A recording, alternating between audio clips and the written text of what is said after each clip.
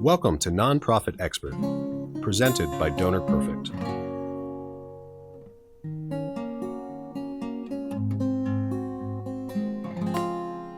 Thank you for joining us.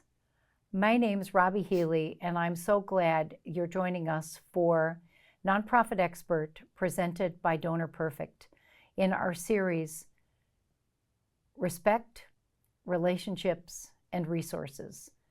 Today, we have with us Dr. Mike Mittelman, president of Salus University at Drexel.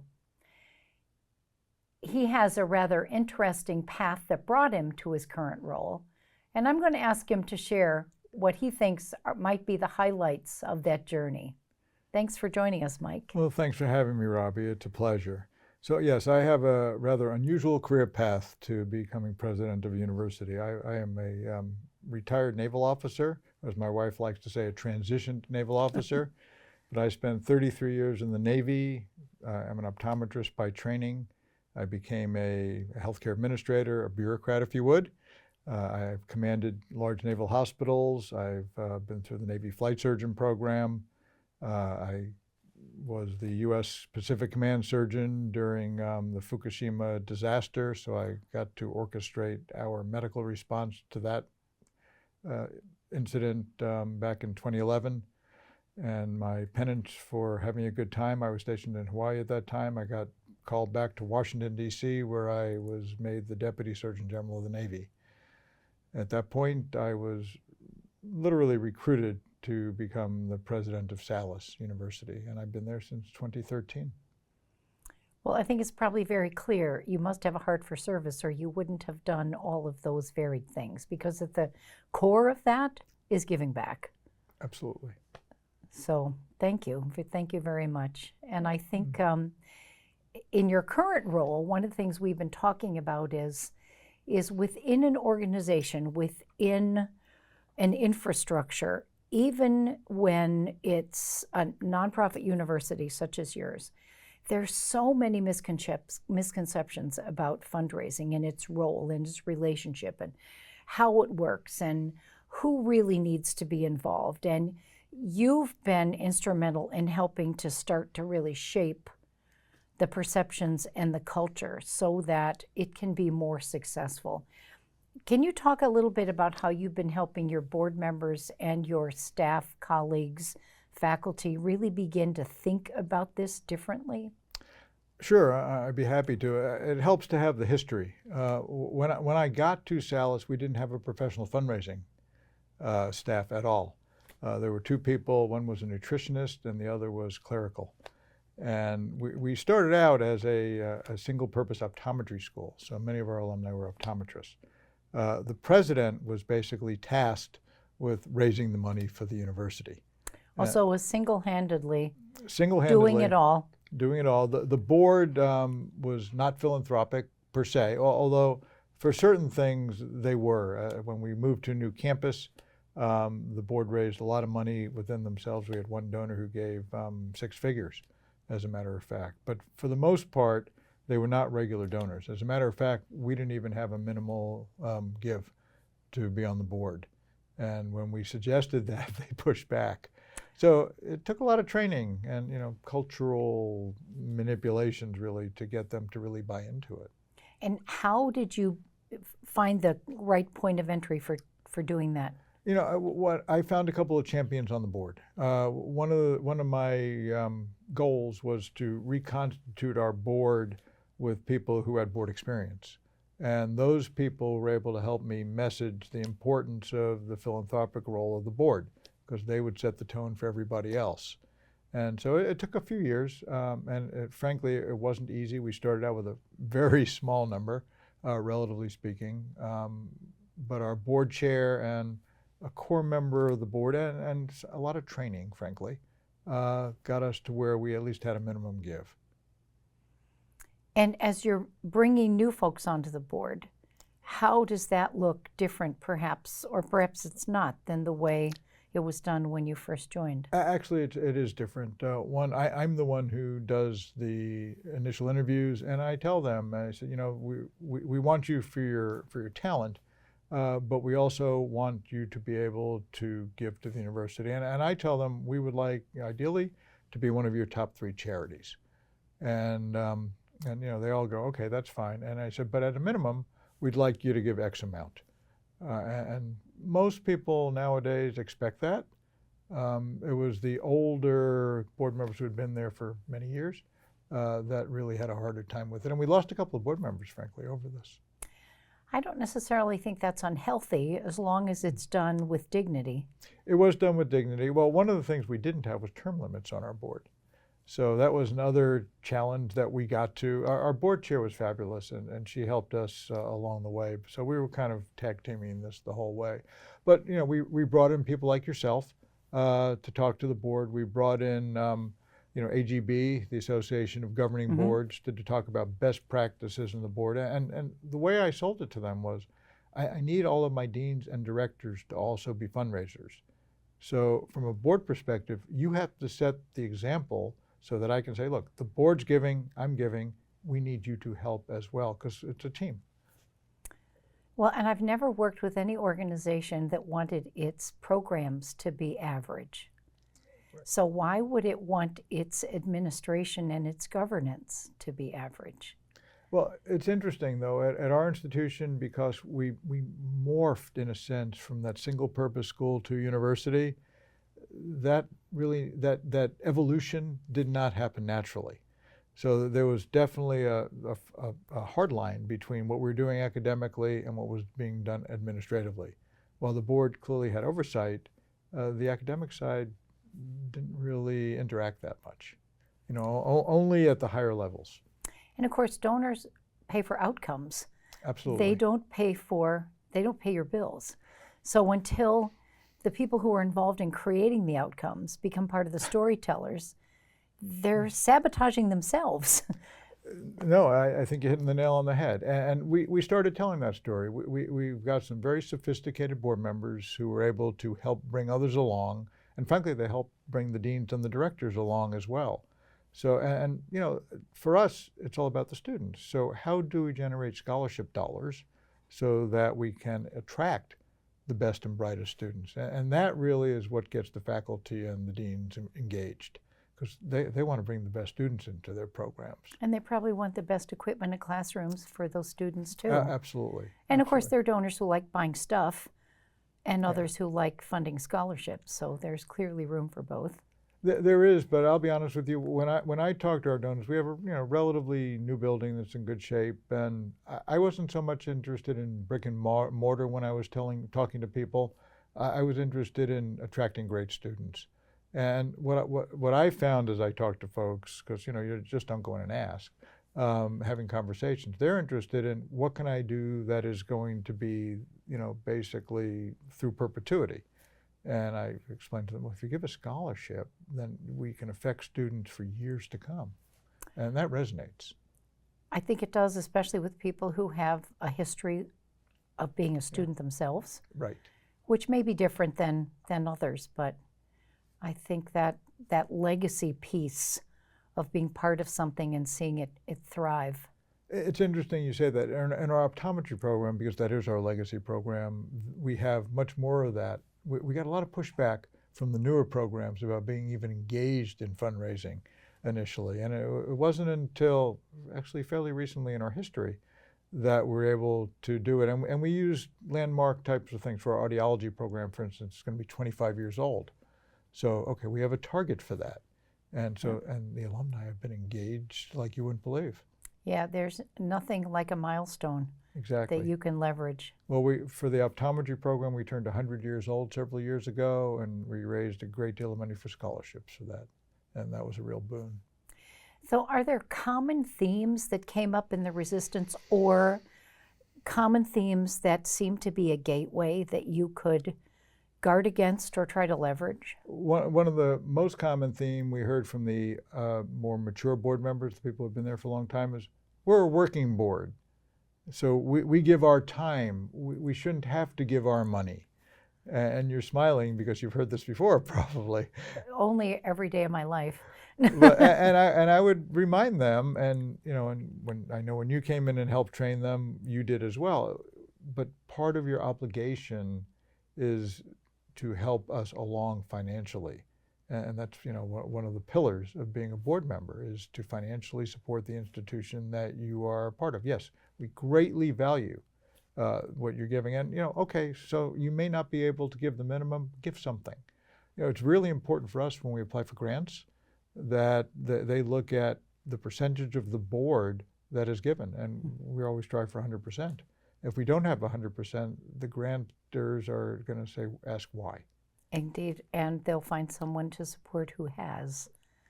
Precisely. I think that's interesting, the idea that we're a working board. Every board's a working board.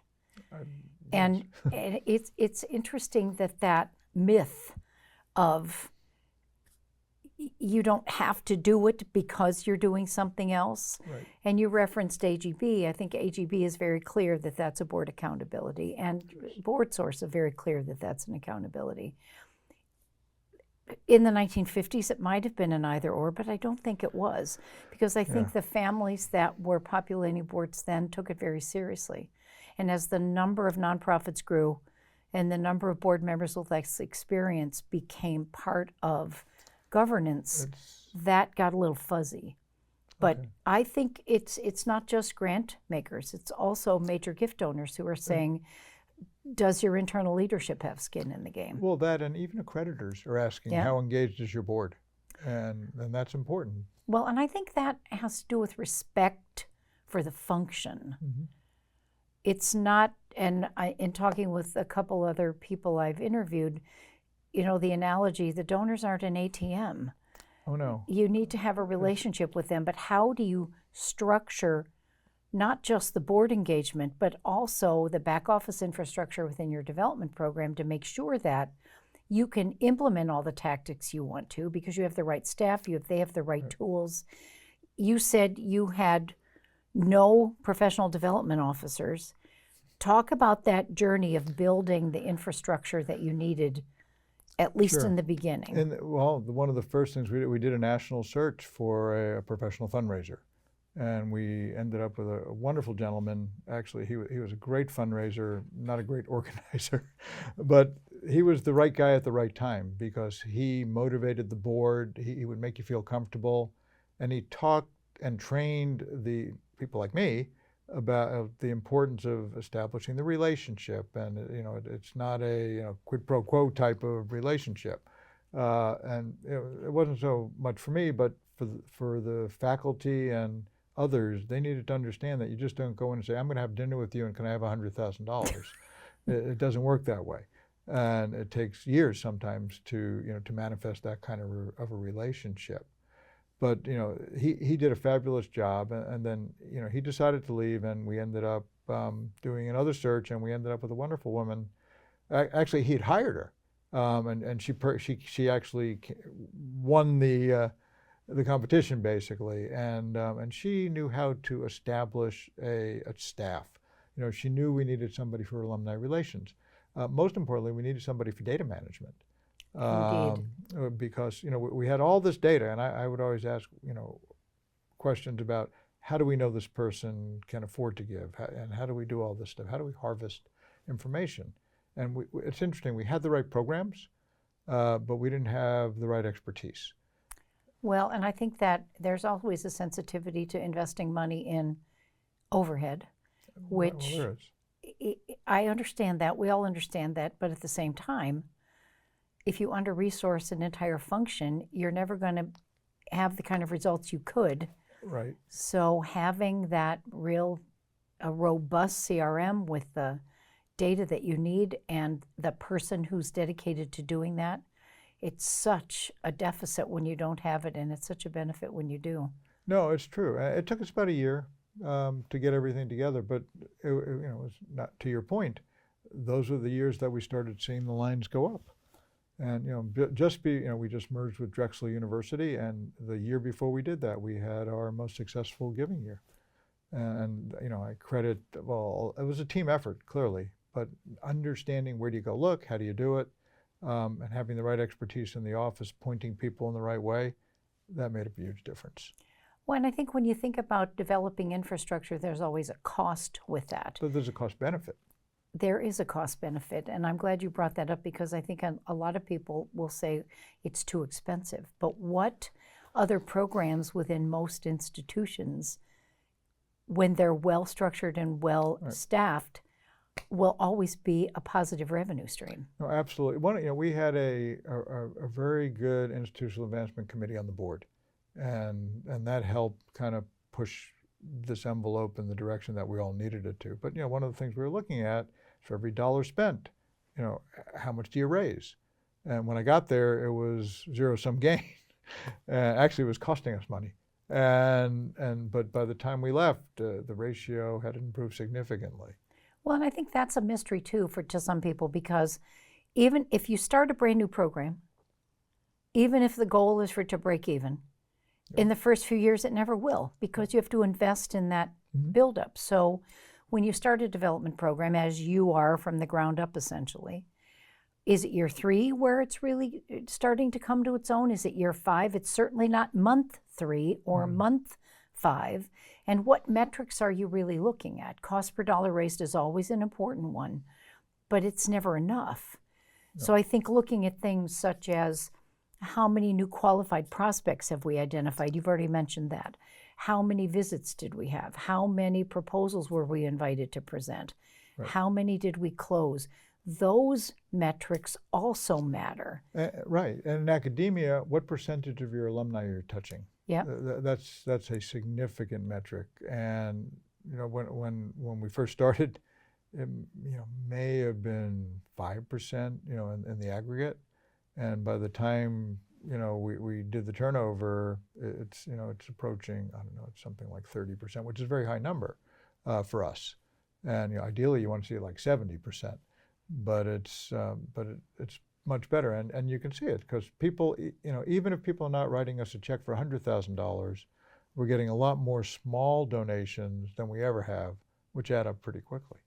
Well, and you've got those entry-level donors, right, who will eventually become mid-level donors, some of them, not all. And some of them may become major gift donors. And of course, some of those very loyal small donors become legacy donors, bequest donors. Yeah. So you can't treat donors as a commodity. They aren't all identical. So as you've been evolving the program, how have you seen perhaps your own role in engaging with different donor constituencies or your own portfolio of people who you are really focused on? My message to my IA VP is point me in the right direction and tell me who I need to meet. We do alumni gatherings. That's nice. But what I want to do is be able to sit down and have a cup of coffee or something and just we recently had a trip to South Carolina to meet with a prospective donor who had a lot of potential. And my inclination was just to have a conversation. We're not asking for anything. And somebody else said, no, we're going to ask. No, you're not going to ask.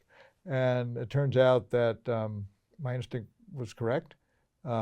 Greatly appreciated the fact that we spent time with them. Greatly appreciated the fact that I didn't ask for anything. Indeed. And oh, by the way, I'm planning on giving you this. And was this something you were pleased with? Very pleased with, and that was helpful. Most recently I had an opposite interaction with an alumni saying, boy, I'm glad you didn't bring that person with me because that person just is too aggressive. I went, no problem. Interesting. And it's funny, I didn't ask for anything, and we just went out for breakfast up in New York, and we're walking back to my hotel, and he said, oh, I forgot to give this, and he just hands me a check. I didn't even look at it, just put it in my pocket and said, I had a great time talking to you. And I didn't look at it until I got back to the school. Well, and I think you bring up such an important point because every donor is an individual. And absolutely. I'm imagining that if the gentleman or lady in South Carolina had said, what would be helpful, you would have had an answer for that. We absolutely would have been. Well, he knew what he wanted to do, and he knew what he wanted it for, and we obviously would respect that. So it's, a lot of these, the older graduates, especially from the optometry program, they want to see their name continue, but they also want to be able to help the students. I mean, they're very student-oriented, which, so that's the note I'm going to hit. Some people are just, I would like my name on this thing. And we don't have that many things, but sure, we can do that. You could probably find more things to name than you might have I'm thought. happy to name a hallway.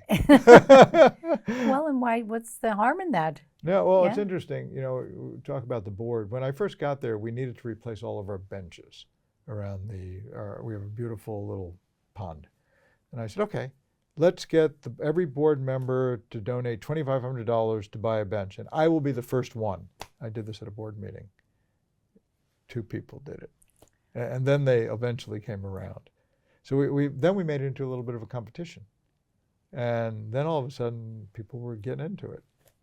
I'm sure they were, especially when they saw somebody's name on the bench. Right. And, don't do it for you. Do it in honor of your parents or something like that. And now if you walk around our campus, the majority of benches have a plaque.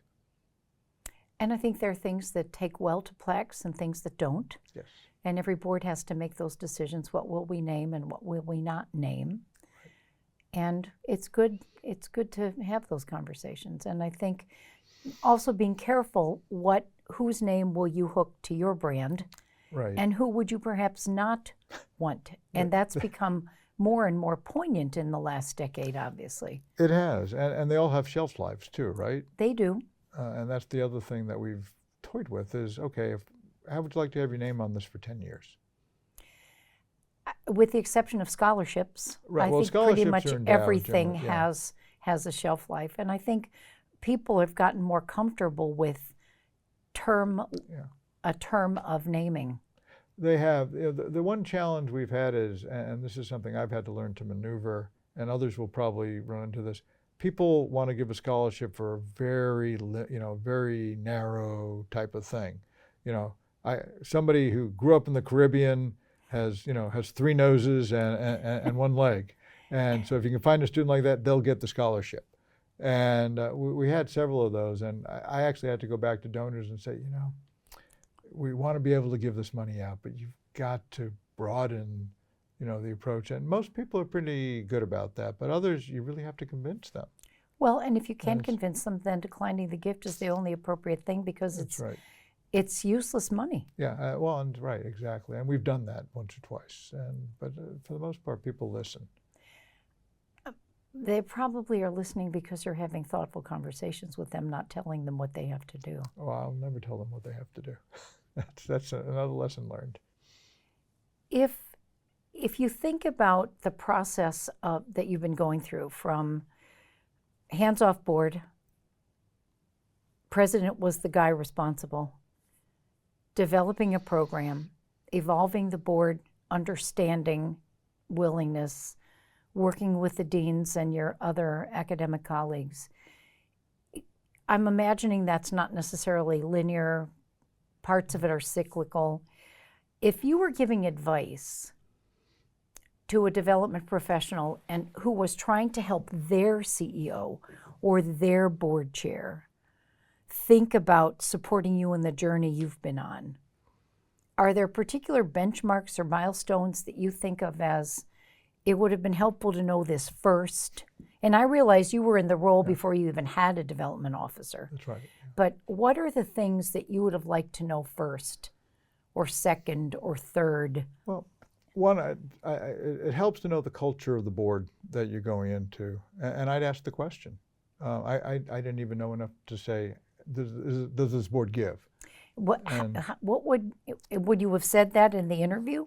No, certainly not in the interview, but certainly when I got the job, I would have talked to somebody. And one of the things that's really important is, and the other thing is, I would talk to the development officer. I certainly would do that. I've learned that. If there was one. If there was one. Well, just what's the giving history? Now, mind you, I had a very unusual experience because I was an alumnus of this place, so I knew how they would solicit money, and it was very impersonal. So I would get I'd get these mailings and give, and every once in a while I would show up at one of these alumni things, and the president would pull me aside and go, "Hey, Mike, we're doing this. Can you write a check for $1,000?" Literally that way? Literally that way. And, so you learned how to not do it. I was going to say I learned how to not do it. I had the opportunity to go to Harvard, and where they had a seminar on as part of my how to be a college president continuum. But they brought in folks from CASE and other experts, and they explained to us the importance of developing, the relationships. And these are some of the questions I would ask is, how do you do it? What's your infrastructure for doing it? And most importantly, what are your expectations of me? Because I didn't learn that until I got there. And frankly, working for the government, I had no experience fundraising. It was very uncomfortable for me to ask for money. It's just, I'd go to Congress and ask them for money, but it's different when I'm sitting next to you and say, we really can use some help with our scholarships for audiology, and whatever you can do would, really would appreciate that. But you've gotten less uncomfortable. I have. Have you gotten to the point of comfortable yet? I'm more comfortable. Well, the other thing is I've learned that you don't just go do that. Indeed. If you do, you're not going to succeed. People want to know a little bit about you, and they want to feel special. And frankly, if they're meeting with the president or dean, they can make them feel special because in their minds, they're important people. And so we're giving them our time. For us, no, you're giving us your time. Yeah. It works both ways. But that's important. And you have to realize that these people you're talking to, they don't have to give you anything.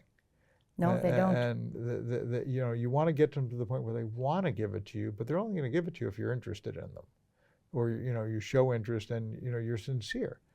People can see right. I know if somebody's asking for me, I can see if they're sincere or not. And if somebody comes and says, "Write me a check for $1,000," generally, I'll think about it.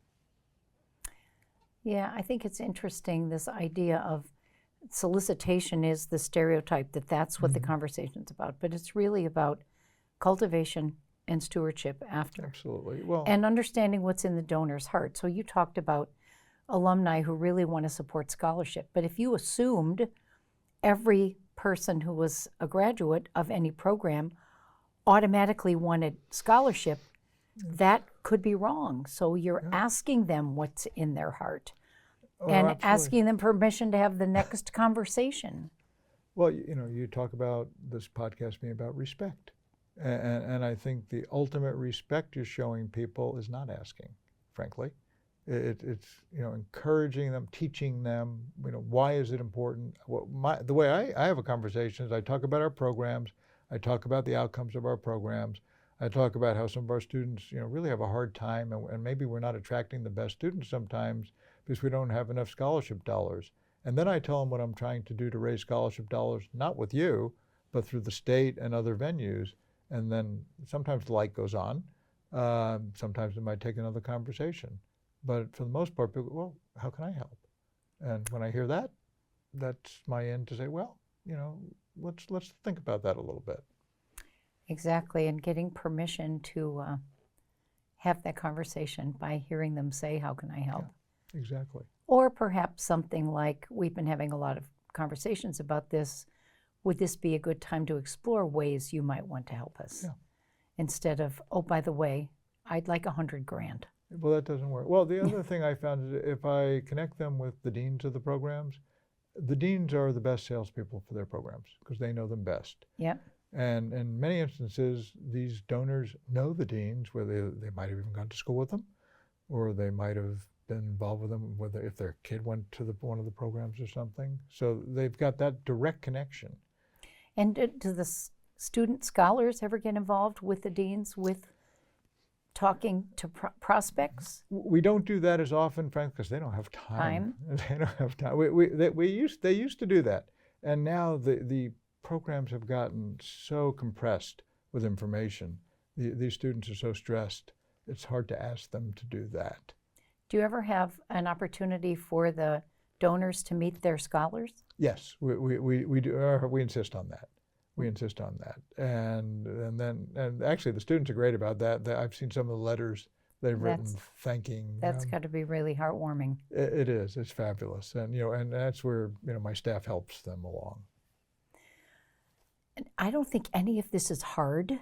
It's just got to be done correctly. It's easy for you to say, but no, seriously, you're right, Mike, I think think about how hard it is to do stuff wrong. Yeah, no, and you have a finite amount of time, and you might as well do it right. Absolutely. No, well, you have to think about what you're doing. And if you make it a one and done, you're not going to succeed. No, that's transactional annual giving. Right. Well, right, and That's the guy walking up to you saying, "Give me the $1,000." How about $1,000? Well, and that's a lesson that I had to teach my staff.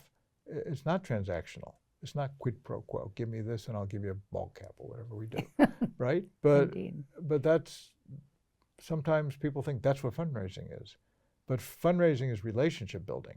At least that's what I've learned. What you described is treating the donor like the ATM. Yeah, exactly. But that, for us, it doesn't work. And what has worked is patience, respect, having the conversations, and frankly, I just love to bring them to campus if they're willing, and I give them the $50 tour, and people love that because one, they want to see what we're doing. They truly want to see what we're doing, especially people who graduated 20 years ago.